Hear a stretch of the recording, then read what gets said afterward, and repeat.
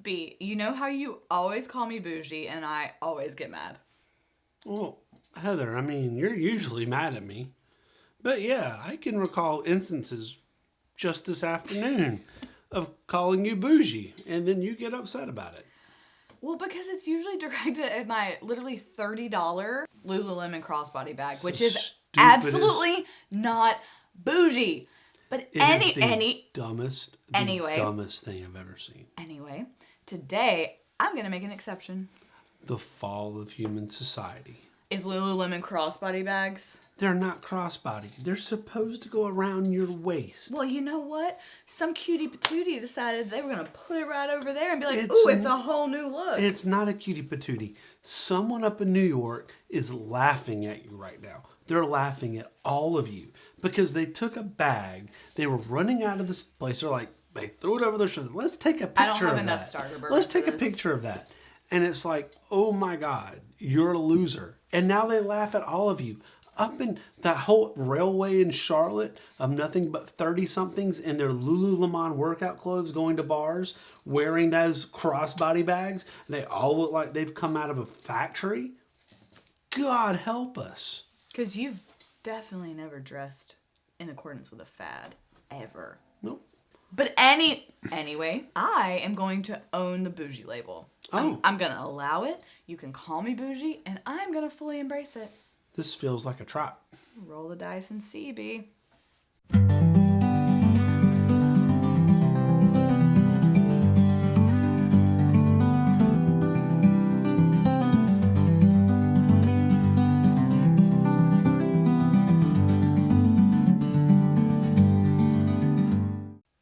What's up, Heather? What's up, B? Today, I'm going to embrace my bouginess in all of its glory. If you're new here and you don't like bourbon, sarcasm, lots of pop culture, and music references, this really probably is not the show for you. You might want to turn it off. But if you like those things, welcome to the family. And on that note, all of you, thank you for joining us. So be sure to hit the like and subscribe. That means every time we post a new video or a new short or we send out a message, you're going to get notification. And we'd really like you to share it with your friends. Or people who aren't your friends. Fair. Or people you just met at the store. Share it with everybody. Heather would like you to follow us on all of our social media. That would be Facebook, X, which is still the dumbest name in the history of all things. It's not great. And Instagram. Send her a message, an email, leave a comment. Every time you do, she gets wings because she's a millennial and she feels validated by her existence for a whole nother day.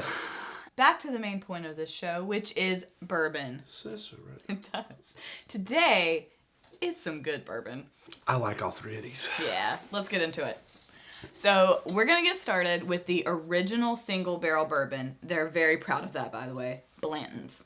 It's actually a really good place to start this episode because it sort of started the bougie bourbon craze. Are you saying we have Blantons to blame for driving hours to find bottles and spending thousands of your dollars and my wife's dollars on probably something that's comparable to already sitting on the shelf that we could have just paid $29.95 for and moved on? Kinda, yeah. Oh boy. So it's time for History with Heather. Oh, good Lord. We have to start with an OG of the allocated bourbon game, Elmer T. Lee. So before he retired in the 1980s, he was tasked with creating a bourbon of exceptionally high quality. He harkened back. Harkened? I think he's a gentleman that harkens. He harkened. He harkens. He harkened back to the earlier days of his career when he worked under Colonel Albert B. Blanton. When Colonel Blanton would entertain dignitaries or other important guests, he would always handpick what he called honey barrels from the center cut of Warehouse H, which is still there, by the way. And he would have that bourbon bottled one barrel at a time, so it was special. So as a tribute to Colonel Blanton's tradition, Elmer T. Lee decided to name the new bourbon Blanton Single Barrel. I want someone to do a tribute to me like that. It probably won't be me. Thanks. Anyway, this revolutionized the industry. It kind of took bourbon from being the working man's drink to something that could be super premium. So what you're saying is it basically did the coffee what Starbucks did. Yeah, honestly, it's a good analogy. Wow. So when did Sazerac acquire Blanton. So how did you guess that Sazerac would factor into this somehow? Well, we've been doing episode about Sazerac and how they control everything in the bourbon industry. So I just figured that's where we were right now. That's fair. The answer is 1992. Oh, all right. Anyway, now this stuff is super allocated, and you can get it for MSRP at $70. But here in good old North Carolina, we will never get it for that. So for you and I to get it, it's going to run us around $150 and it comes some effort. And it comes in a box. It does come in a box. Well, it's time to taste. Blanton's original single barrel is aged around 6 to 8 years. You're hunting for something. They won't even tell you how old it is. Isn't that ridiculous? It comes in at 93 proof per the Blanton's website.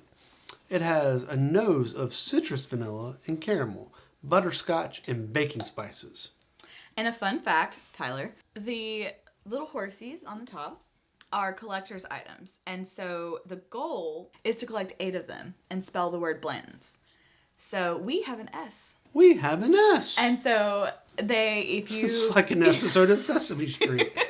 We have an S. It feels like, do you remember back in the 90s when McDonald's would do their Monopoly game? Yeah. And you'd peel it off the supersized Cokes?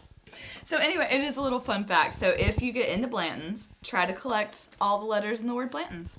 Apparently, you can send it to Blantons, and they will do a little display thing for you to be able to have a commemorative Blantons topper thing. Well, they better, because that means you've paid them hundreds of dollars.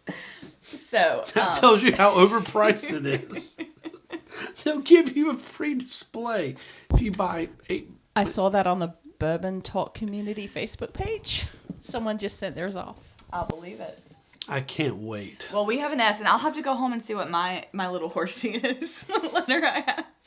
Thanks. Shout out to Zach for my little horsey. And shout out to Matthew, my buddy Matt from back in the day. He got that for me. So cheers, y'all. Cheers, Matt. I struggle with the citrus. So there's a difference between a warm sugar smell and then a bright citrus vanilla smell. I do get a bright smell. That's the citrus. I mean, if that's what okay. That's the citrus. I don't get the butterscotch smell quite as strong, but I get a little bit of baking spice there, which I looked that up today actually. And what is typically meant by baking spice is clove, nutmeg, and cinnamon. So I can get that. So then on the palate, we're supposed to get notes of the same citrus and oak along with vanilla, a little bit of honey, and caramel. So after that, the finish should give us some corn and nutmeg flavors. So let's go for the palate. Spoiler alert, I love Blantons. It is one of my favorites. So I absolutely get a little vanilla, a little oak, but I absolutely get the honey flavor in this one. I get the honey, and I actually do get the nutmeg on the finish. I do get the oak.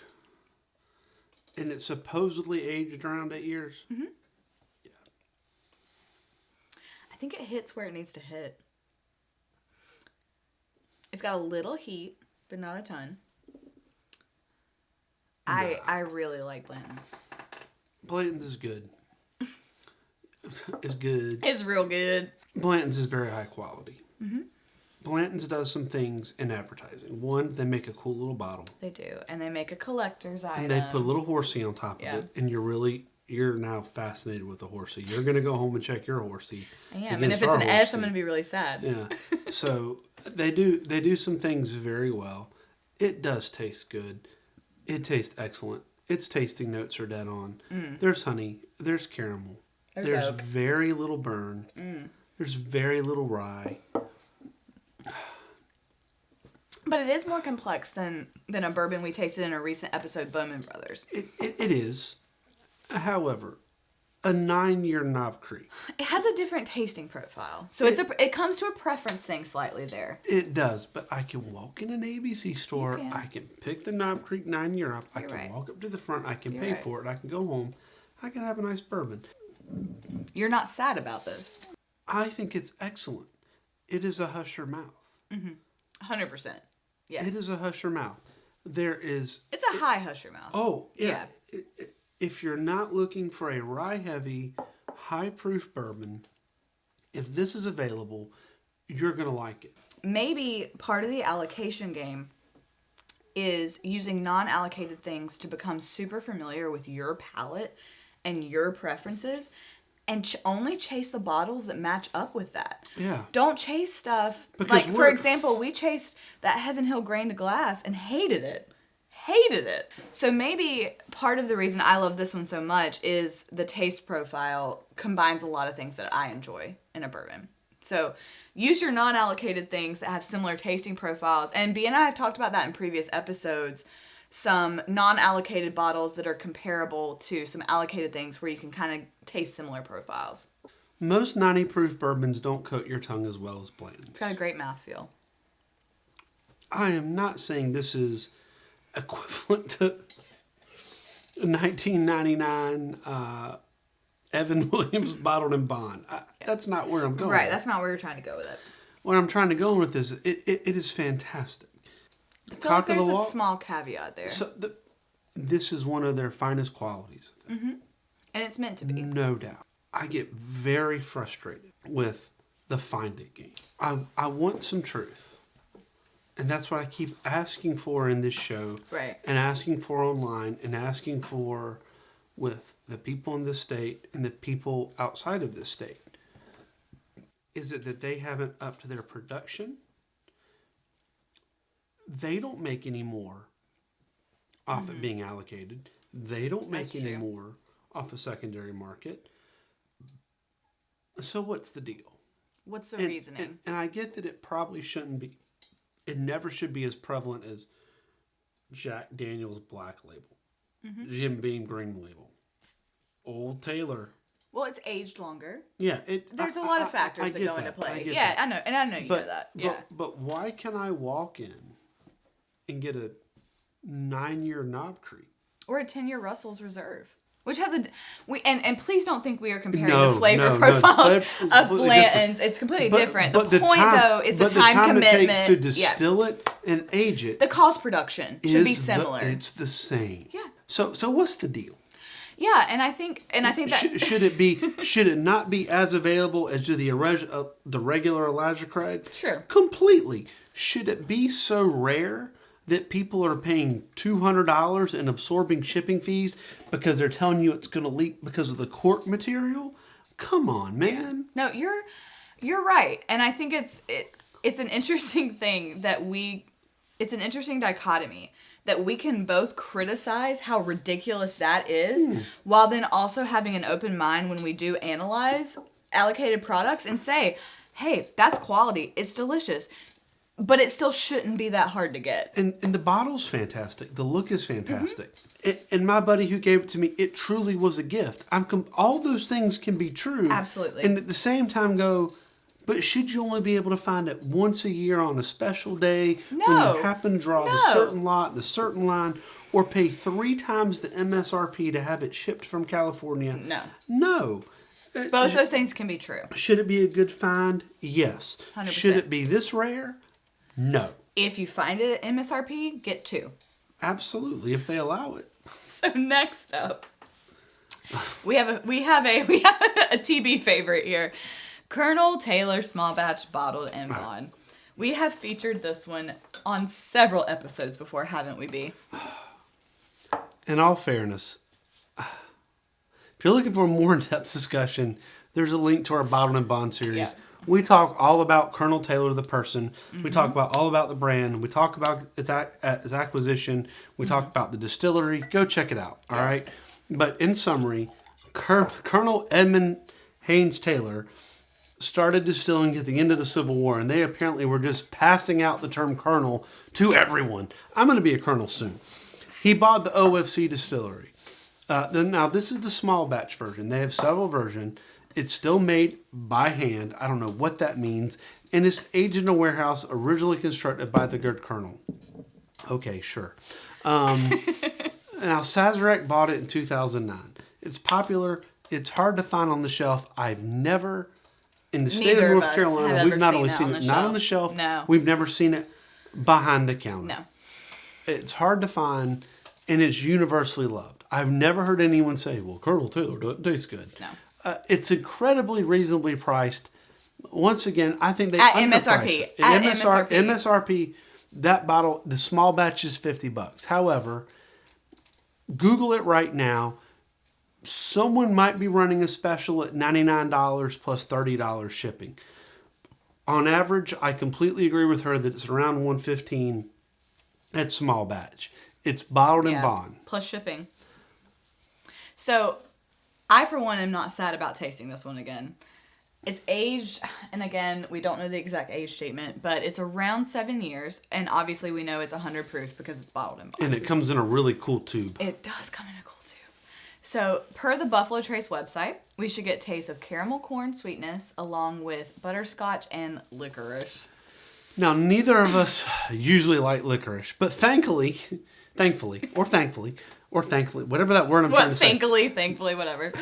This show's free. Give us a break. We already know that flavor doesn't come out too strong. Licorice is not very present. No, thank goodness.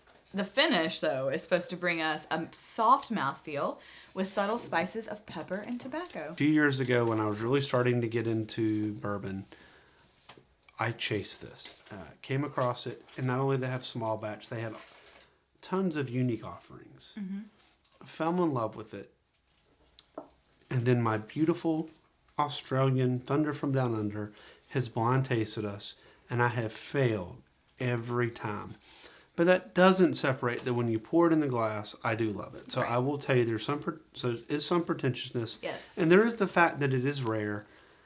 But yes, if it wasn't rare, if I could walk into the ABC store and there was Heaven Hill 7-year bottled in bond with an age statement at $49.99 a bottle, and this next to it, you know what it would come down to?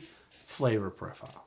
When we tasted this against only other bottled in bonds, we nailed identifying it. We did. But when we tasted it against a wide variety of the things that our favorite Aussie put us against in Aussie rules, we were all over the place. Yeah. To start with, it is the quintessential bourbon color. Yeah, it is. And to me, it has that quintessential bourbon smell. A little bit of corn. It has a little bit of corn. A little bit of butterscotch. And you talk about the bright flavor. Oh, yeah. So there's a brightness if you're there. referring to that brightness as citrus, it's there. Yeah. It smells fresh. It does. Just crack that tube. To start with on the taste, comparing that to Blanton's, I absolutely get more of that tobacco-y smell and flavor. Especially flavor. A little bit of tobacco. Not licorice, but it's a little more complex to me. I'm so on with you with the tobacco. Mm-hmm. Now, it's in our blind taste we did with this. Here's the link to that Aussie Rules episode. Mm-hmm. When I think it was the number one on the... I think you're right. 1, 2, and 3. It was the far left, yeah. And we started saying this has some tobacco, which we had never tasted before in it. Now, I don't get earthy. I don't get moldy. No. I don't get leafy. No. What I do get is tobacco. Yes, I agree. And maybe that's us learning to distinguish between... That used to be a universal flavor profile for us that we described as earthy. And now we've learned to distinguish that out. That this one tastes like a farm. This one tastes like a tobacco leaf if you chewed on it a little bit. Or barn, yeah. Yeah. Absolutely. It's a little more complex to me. It's got a little pepper. Mm-hmm. Not overwhelming. Mm-hmm. But it's there. You like this one a lot. Absolutely. Yeah. Now, I will challenge you that the finish on this and the finish on Bowman Brothers and the finish on Buffalo Trace to me has a little similarity. This one to me of all of those has more pepper. Yes. I was about to say this is not as sweet, particularly as Bowman Brothers. No, but in terms of how it finishes, the time that it finishes, they're related, all right? They're in the same family tree. They're in the same family tree. Yeah, I see what you mean. You can tell that they're in the same family. Mm-hmm. It's in the family. Yeah. Willet has a distinctive taste. Wild Turkey has a distinctive taste. Mm-hmm. Sazerac has a... Hey, Bandit. Sazerac has a distinctive taste. Yeah, Heaven Hill has a distinctive taste. Yes. Brown Foreman, even, if you really think about it. Certainly when you're talking about Old Forester. That's what I mean. Yeah. True or false? Your Lululemon crossbody bag made in China by 2-year-olds and their little fingers versus this Colonel Taylor small batch? Which one you want to pay more for? Colonel Taylor, delicious. Absolutely. Would absolutely pay more than what the current MSRP is. The problem is that no one gets it at MSRP. Charge a little more and put it on the daggum shelf. Cock of the walk or hush your mouth? Ooh. I'm going to go with hush your mouth. Hi, hush your mouth. I'm starting to believe that our highly researched rating scale has I'm scared. challenges. Honestly, I think what it is that we've become hesitant to rate Cock of the Walk because we've fooled ourselves before. Everything about it is gorgeous.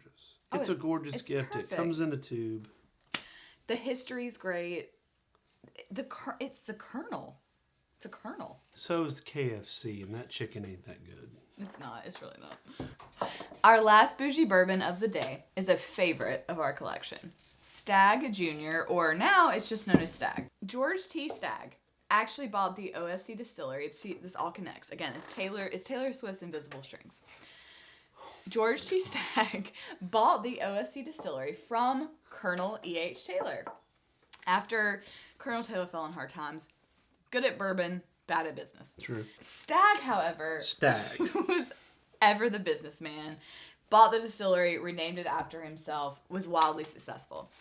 After he passed, the distillery stayed successful, and they were actually granted one of the super lucky medicinal whiskey licenses during Prohibition. Then, ultimately, Bufflao Trace bought it in 1992. Now, I'm not going to reveal our sources, but we lucked out into not one, but two of these bottles. Now, this happens to be a single barrel select barrel proof. So at MSRP, which is what we were lucky enough to pay for it, it's about $65 a bottle. Steal. Now, on the secondary Steal. market, the lowest I found was about $200. Single barrel select. High end, $350, $400. $400. I've seen that as high as $400. We were pretty proud of this one. So, this one is the highest proof in the bunch of today's tastings. It comes in at 133. Yeah, it's a little high. It's higher than our. It's higher than anything we've had this evening. This will take the paint off a 56 Chevy. And the educated guess is that it is aged around 8 to 12 years. Now, we're supposed to get a rich, sweet chocolate and brown sugar flavor with a bold rye spice. Yum. Now, the finish is supposed to linger with hints of cherries, cloves, and smokiness. So we have not opened this bottle before. No. In fact, we have only tasted this once. So we tasted from the same batch, single barrel. We've tasted another bottle. Not from ours. from the same barrel. Correct. I note that this is a little bit of a darker color than the two previous bourbons we've tried tonight. And that's probably because it's aged a little longer. Don't you think? It's barrel proof. I mean, it is close to molasses colored as you could get. It has great legs. It has great legs. All right, so what are we supposed to get in the tasting notes of this? A ZZ Top loves this. It does have great legs. What do we get on the smell? Well, at 133 proof, You get alcohol? you do get some ethanol, and there's no way to hide that. No. But it's not an overwhelming ethanol. No, For and- 133 proof, it's not overwhelming ethanol. And you and I have learned that when we let that breathe, That's right. it helps. So we're gonna spin it. After letting it breathe for a little, spinning it a little, I get a little bit of the chocolate. We're also supposed to get a little brown sugar, which that I get. Bold spice, I get. Bold spice. That's pepper. I get some. Well, or could it be the bold rye spice? Well, Same. so I think that pepper comes from bold rye. I think it also comes from char. This has been sitting in the barrel.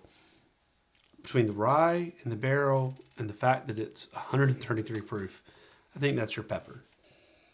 That chocolate is there. Whoa. That chocolate is it's there. You're right. I've never really tasted It's there.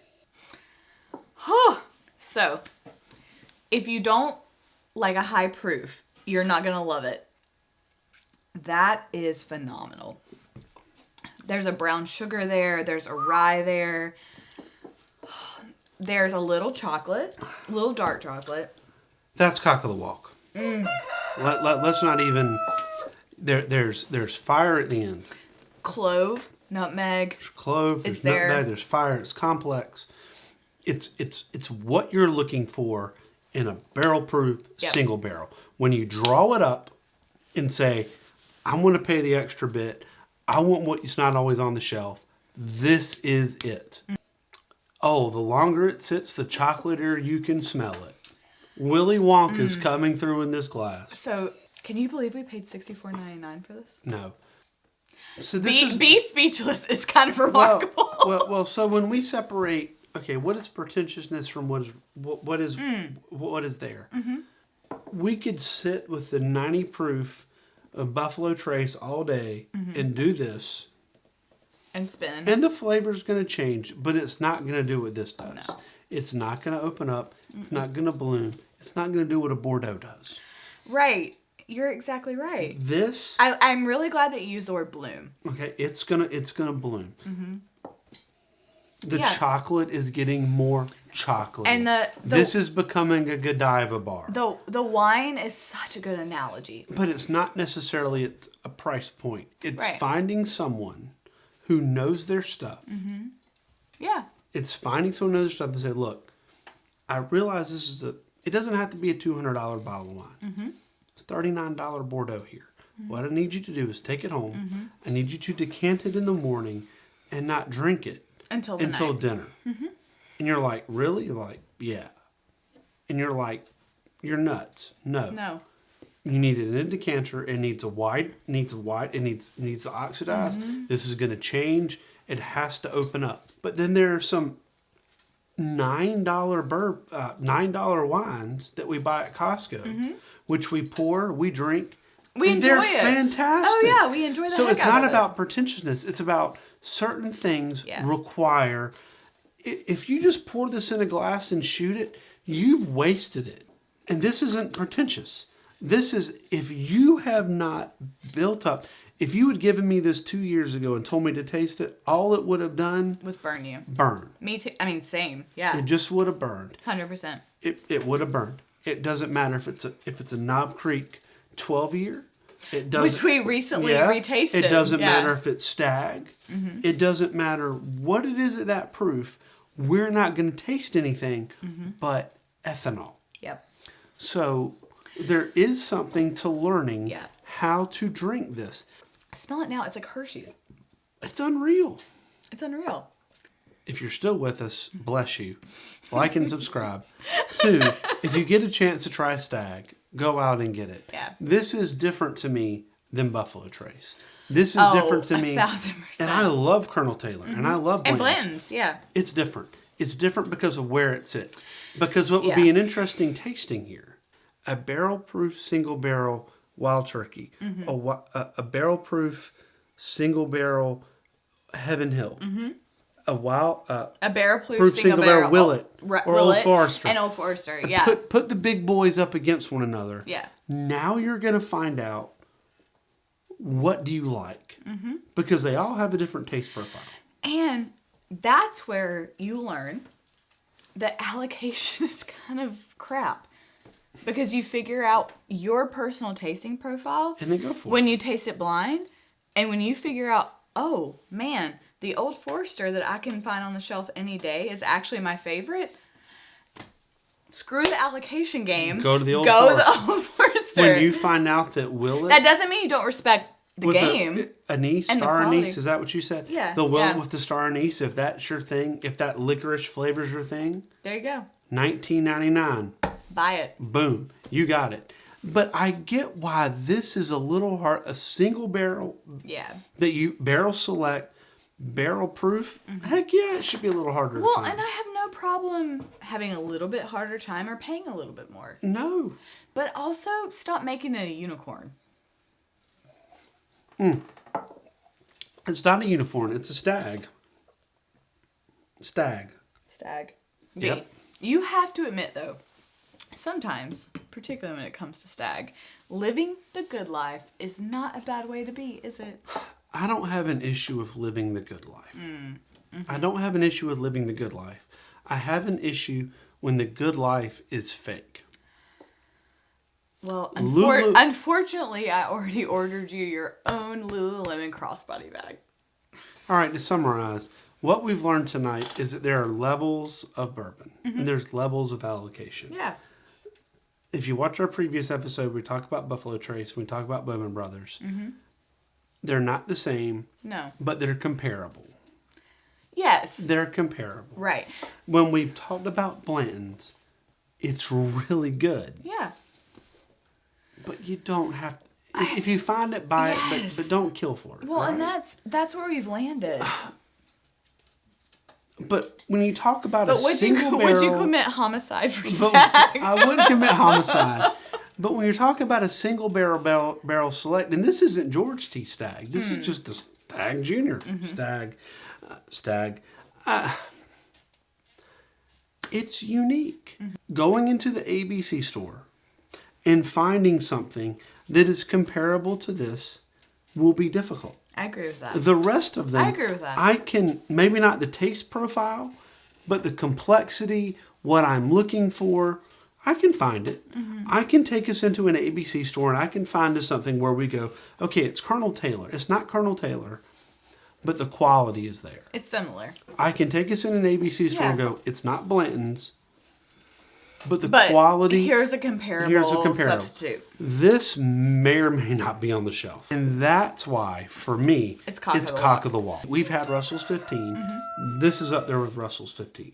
This is up there with what some people are considering the best bourbon of 2024. Yeah. It's unique. It's different. It's complex. You let it open up. You spin it around. You get different taste profiles. We've had chocolate. We've had spice. Oh man, yes. we've We've had had nutmeg and we've had clove nutmeg and and clove. vanilla and Okay. chocolate. Yeah. But you know what it's not? It ain't a shooter.